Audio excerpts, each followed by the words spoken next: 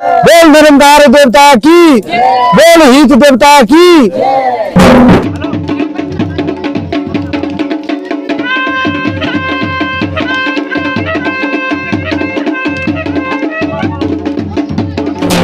पृथ्वी में जलंकार, जलंकार को भयो थलंकार, जय निरंकार देवता तुम्हारो ओंकार हो। भगत का बीच में बाबा मृत जानकी राजा में रातो वर्गो।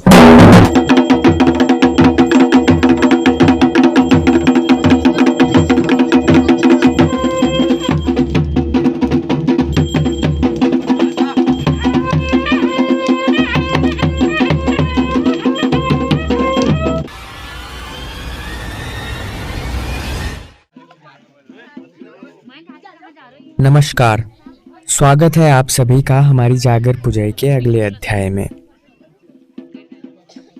आज की वीडियो में आप देखेंगे बाहर लगने वाली जागर के दृश्य। वैसे तो मैं आपको पहले ही बता चुका हूँ कि बाहर लगने वाली जागर में ढोल और दमाऊ का प्रयोग किया जाता है, जो कि उत्तराखंड के पारंपरिक वाद्य यंत्र हैं।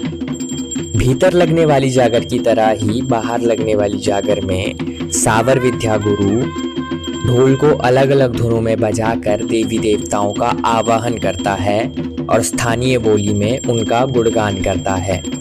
ढोल के साथ साथ दमाऊ का प्रयोग भी किया जाता है, जिसे कि नगाड़े के स्वरूप में बजाया जाता है। बाहर लगने वाली जागर में अग्नि के चारों ओर देवी देवता नाचते हैं, जिसे कि धुनी कहा जाता है। एक बार जब धुनी जल गई तो जागर खत्म होने तक वह निरंतर जलती रहती है, भले ही जागर 2 दिन की है या फिर 22 दिन की। हमारी इस जागर की यह धुनी भी निरंतर 5 से 6 दिन जलती रही। धुनी किस स्थान पर लगेगी, इसका चयन भी देवता स्वयं करते हैं। धुनी चयन के दृश्य आप मेरी पिछली वीडियो के अंत में देख ही चुके होंगे, और अगर आपने वो वीडियो नहीं देखी है तो उसका लिंक आई बटन और डिस्क्रिप्शन दोनों में है, जाकर देख लीजिए और मेरे चैनल को सब्सक्राइब भी कर दीजिए। हमारी इस जागर में हमने अपने सारे रिश्तेदारों, इष्ट मित्रों और ग्रामवासियों को बुलाया था, जो कि दूर दूर और अलग अलग गांवों से आकर इस दैविक कार्य के साक्षी बने और देवताओं का आशीर्वाद लिया। बोल निरंकार देवता की, बोल हित देवता की। जैसा कि आपने मेरी पहली वीडियोस में देखा, भीतर लगने वाली जागर की ही तरह इसमें भी सर्वप्रथम मामू महादेव का आसन लगाया जाता है और फिर सावर विद्या गुरु ढोल को अलग अलग धुनों और स्वरों में बजाकर अलग अलग देवी देवताओं को याद करता है और उसके पश्चात मुख्य जागर को गाना प्रारंभ करता है। अलग अलग धुनों और स्वरों के साथ डंगरिया का शरीर कंपायमान होता है और उसमें देवता अवतरित होते हैं। इसके बाद सभी देवी देवता मिलकर धुनी के चारों ओर चक्कर लगाते हुए एक साथ नाचते हैं। ये ढोल दमों की ध्वनि और ये जागर के बोल भले ही हमें समझ ना आ रहे हों, परंतु ये सब देखकर और सुनकर जो भाव मन में उत्पन्न हुआ, उससे ज़्यादा चमत्कारिक और आनंद भरा भाव मैंने आज तक महसूस नहीं किया। जिन लोगों को आप धुनी के चारों ओर नाचते हुए देख रहे हैं, उनमें से किसी के शरीर में भैरव नाच रहे हैं, किसी के शरीर में स्वयं महादेव नाच रहे हैं, किसी के शरीर में नंदा भराड़ी, किसी के शरीर में दीबा भगवती, किसी के शरीर में वीर हनुमान, किसी के में गोलू देवता, तो किसी के शरीर में हित देवता नाच रहे हैं।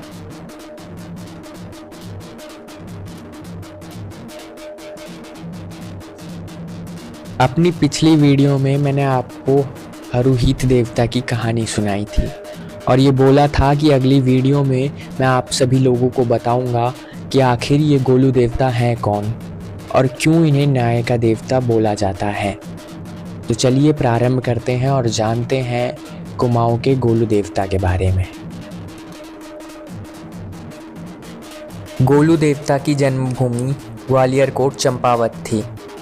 इस ग्वालियर कोट में चंद्रवंशी राय खानदान का राज था, जिसमें हाल राय, झाल राय, तिल राय, गुर राय, और कालराई आदि प्रमुख राजा थे। गोलजू के पिता का नाम झालराई तथा दादाजी का नाम हालराई था। राजा झालराई एक न्यायप्रिय, दयालु और तेजस्वी राजा थे। उनकी 7 रानियां थीं, पर एक भी संतान न थी। उनको अपना वंश आगे न बढ़ पाने की बहुत चिंता थी, जिस कारण वे काफ़ी परेशान रहते थे। एक दिन राजा अपने राज ज्योतिषी से मिले, जिसने उन्हें भगवान भैरव की तपस्या करने के लिए कहा। इसके बाद राजा काशी प्रयाग में आकर भगवान भैरव की तपस्या करने लगे। उन्होंने 12 वर्ष खड़ी और 12 वर्ष बैठी तपस्या करी। जब भगवान भैरव राजा की तपस्या देखकर प्रसन्न हुए तो उन्होंने उन्हें दर्शन दिए और उनकी तपस्या का कारण पूछा। राजा झालराय ने कहा, प्रभु आपको तो सब ज्ञात है, मेरे पास सब कुछ है, इतना बड़ा राजकाज है, 70,000 सैनिकों की सेना है और मेरी 7 रानियां भी हैं, पर एक भी संतान नहीं है। ये बात सुनकर भगवान भैरव ने कहा, राजा तुम उदारवादी और तेजस्वी राजा हो, परंतु तुम्हारे जीवन में संतान का सुख लिखा ही नहीं है। पर क्योंकि तुमने मुझे प्रसन्न कर संतान सुख का वरदान मांगा है, तो मैं तुम्हें निराश नहीं करूँगा। मैं स्वयं तुम्हारे घर पुत्र स्वरूप जन्म लूँगा, परंतु इसके लिए तुम्हें 8वां विवाह करना होगा। यह बात सुनकर राजा बहुत प्रसन्न हुए और भगवान भैरव से उन्होंने पूछा कि वह कौन सौभाग्यशाली स्त्री होगी जिसके गर्भ से आप जन्म लेंगे।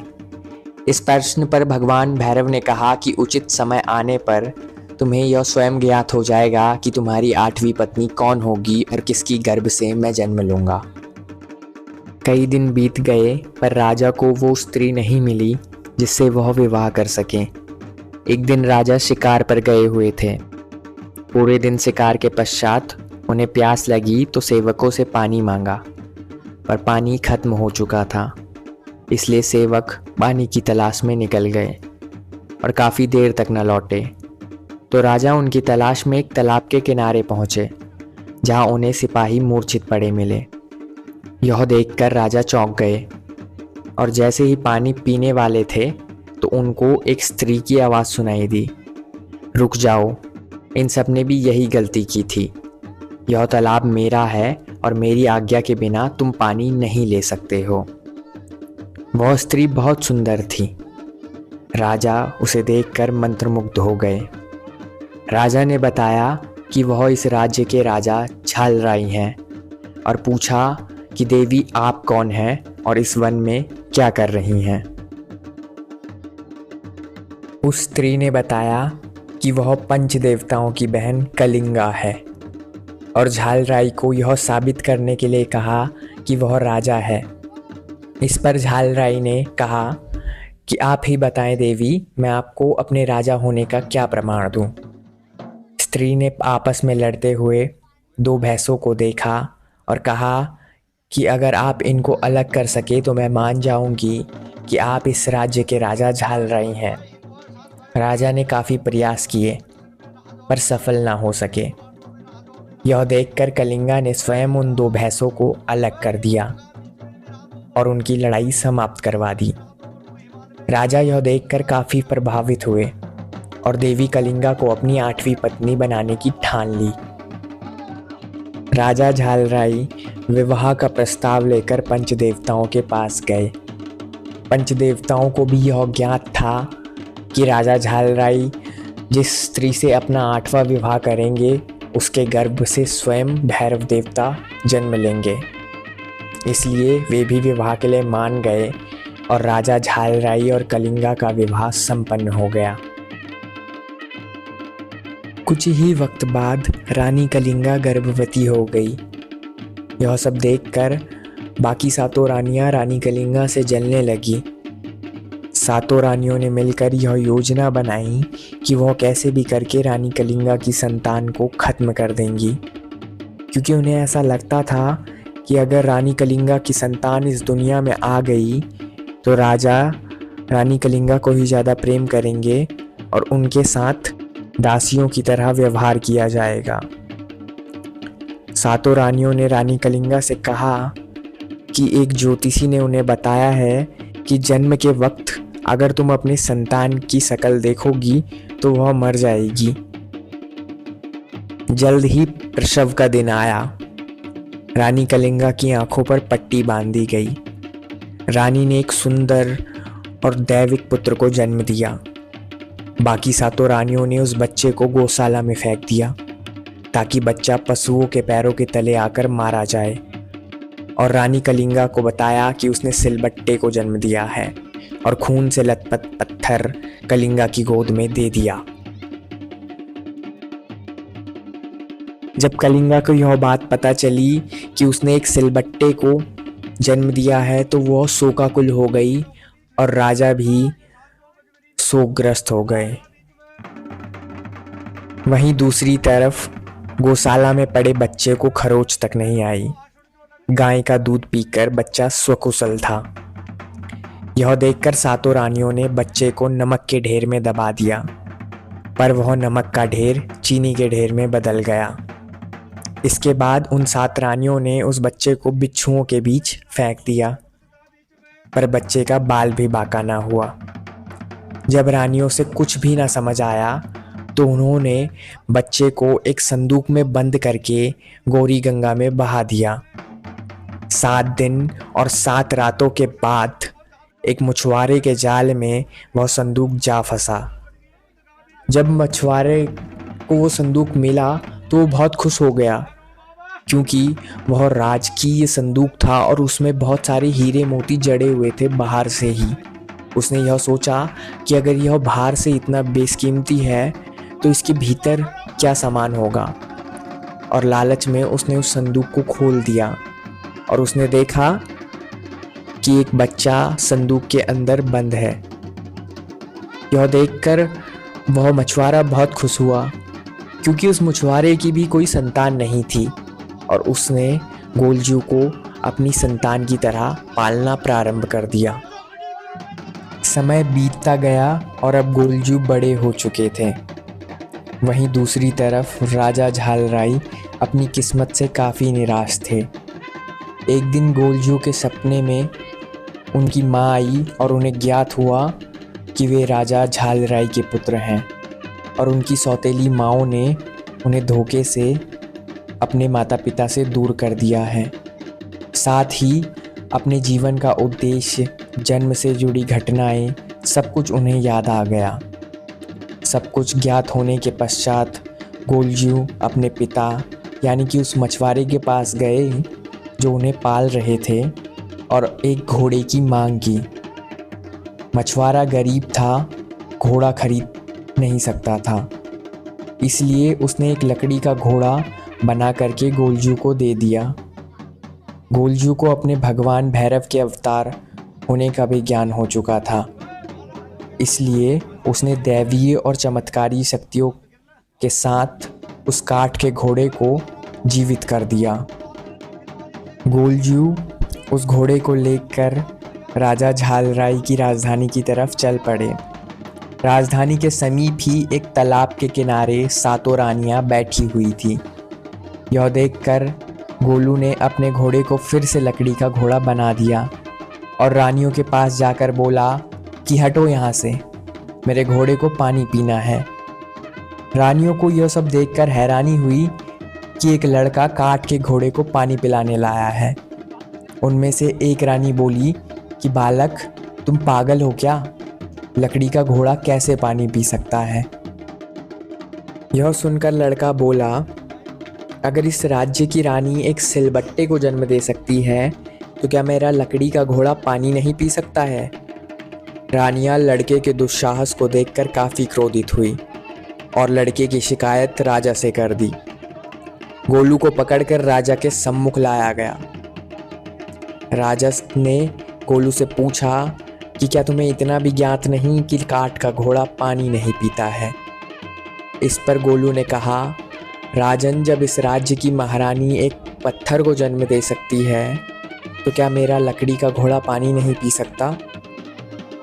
साथ ही साथ गोलू ने बताया कि वही राजा की इकलौती संतान है जिसे रानियों ने मिलकर मारने की कोशिश की थी। और भगवान भैरव एवं राजा के बीच हुई बातों के बारे में बताया, जिसे कि सिर्फ राजा झालराय ही जानते थे। यह सब बातें सुनकर राजा को लड़के की बातों पर यकीन आ चुका था और वही लड़का उनकी संतान है। राजा ने क्रोधित होकर सातों रानियों को कारावास में डाल दिया। सातों रानियां चीखने पुकारने लगी। वो रानी कलिंगा और राजा से क्षमा याचना मांगने लगी। गोलू के कहने पर राजा ने सातों रानियों को माफ़ कर दिया। कुछ वक्त पश्चात बालक युवा हो चुके थे। राजा झालराय के पश्चात उन्होंने राज्य का भार संभाला। यही बालक आगे चलकर गोलू देवता, वेल महाराज, गोलजू, बाला गौरिया, गोलजू देव और गौर भैरव, गोलू इत्यादि नामों से प्रसिद्ध हुए। गोलजू अपने त्वरित और एकदम सही न्याय के लिए बहुत प्रसिद्ध थे, इसलिए लोग दूर दूर से उनसे अपनी समस्याओं का समाधान लेने के लिए आते थे। और आज भी माना जाता है कि जो लोग दुविधा में होते हैं और वो गोलजू को याद करते हैं तो गोलजू उनकी समस्याओं का एकदम सही समाधान करते हैं। अल्मोड़ा में ऐसे कई मंदिर हैं जहां लोग गोलजू देवता को चिट्ठियां लिखकर उनके मंदिर में समर्पित करते हैं, और अगर उनकी बात में सच्चाई होती है तो गोलू देवता जल्द ही उनकी समस्या का समाधान करते हैं। न सिर्फ कुमाऊं में अपितु नेपाल और पूरे उत्तराखंड में गोलजू के बहुत सारे मंदिर हैं और इन्हें घर घर में पूजा जाता है और इन्हें न्याय की देवता की ख्याति दी जाती है। गोलू देवता के कई रूप प्रसिद्ध हैं, जिनमें से एक है डाना गौरिया। डाना गौरिया जंगलों में रहते हैं। जब भी कोई इंसान जंगलों में होता है या फिर गधेरों में होता है और उसे डर लग रहा होता है और वो गोलजू महाराज को याद करता है तो माना जाता है कि डाना गौरिया उस आदमी के ही किसी परिचित के रूप में उसके साथ आते हैं और उसको मार्ग दिखाते हैं। और ऐसे ही कई किस्से कहानियाँ उत्तराखंड में गोलजू देवता से जुड़ी हुई हैं जो प्रसिद्ध हैं। अगर देव जागर की यह वीडियो सीरीज़ आपको पसंद आ रही है तो आप मेरे चैनल को ज़रूर सब्सक्राइब कीजिए, क्योंकि उत्तराखंड से जुड़ी हुई ऐसी ही कहानियाँ और किस्से लेकर मैं आप सभी के बीच आता रहूँगा।